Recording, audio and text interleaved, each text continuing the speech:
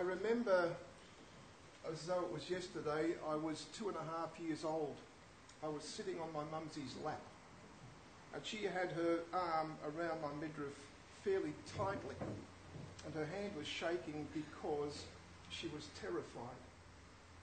Everyone in the room was terrified because we happened to be sitting in an air raid shelter in Darmstadt in Germany, just near the near the end of the war, and the Liberators and the B-17s were flying overhead, and they were dropping their bombs, and the choice there was to get buried alive or blown to bits.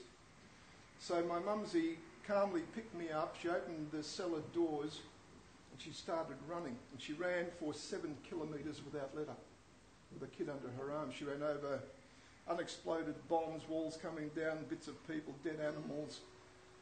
And in the end, she sat herself down in the park with me on her lap, and the sun was shining, the birds were chirping. It was as though nothing had ever happened.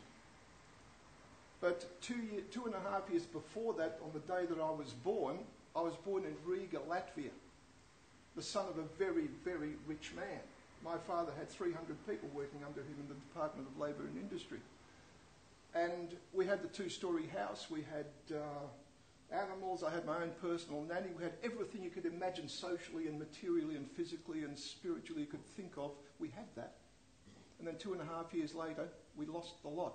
Our family was lucky to escape Siberia by one day. The next day, 35,000 people were rounded up by the Soviet army. They were transported to Siberia in cattle trucks and butchered. The ship that went before our ship from Riga harbour was torpedoed and sunk by the Soviet Navy with all men, women and children on board. All hands went down. The ship after ours went down the same way.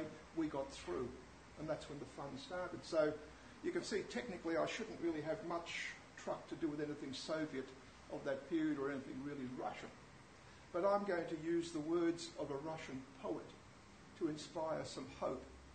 Because the great Yevgeny Yevtushenko, although he wrote a lot of anti-war poetry and so forth, there was something that had special meaning for me, just a little vignette, a little, almost a throwaway line in his autobiography. And he, like myself, when he was a small kid, saw things that maybe kids of that age shouldn't see. And yet it is one of the most hopeful stories I think you can possibly come across. He said, when he was a teenage boy, he said in 1941, my mama took me back to Moscow, and it was there that I saw our enemies for the very first time. Some 20,000 German war prisoners were to be marched through the streets of Moscow in a single column. The streets were cordoned off by soldiers and by police. The pavement swarmed with onlookers. The crowd was mostly women, Russian women. Their hands were rough with hard work.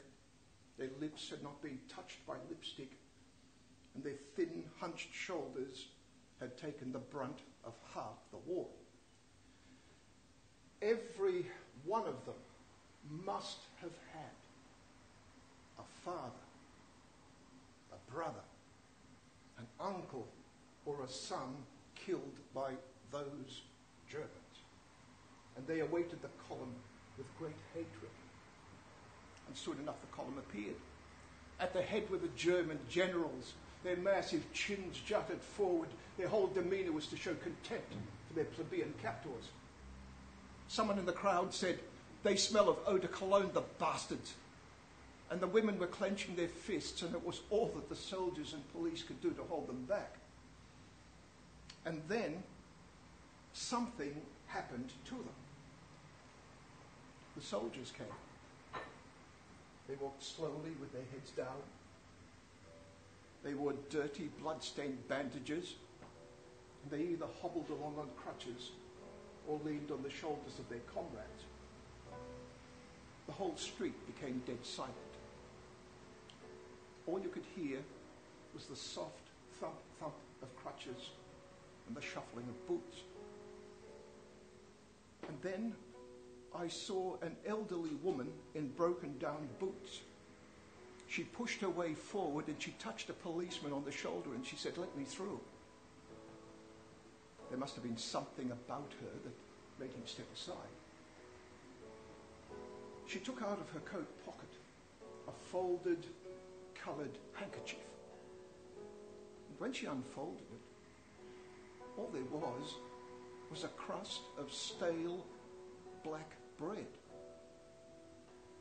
She went up to the column, up to a young German soldier who was so exhausted that he was tottering on his feet. And awkwardly she pushed the bread into his pocket. And suddenly, from every direction, the women were running towards the soldiers.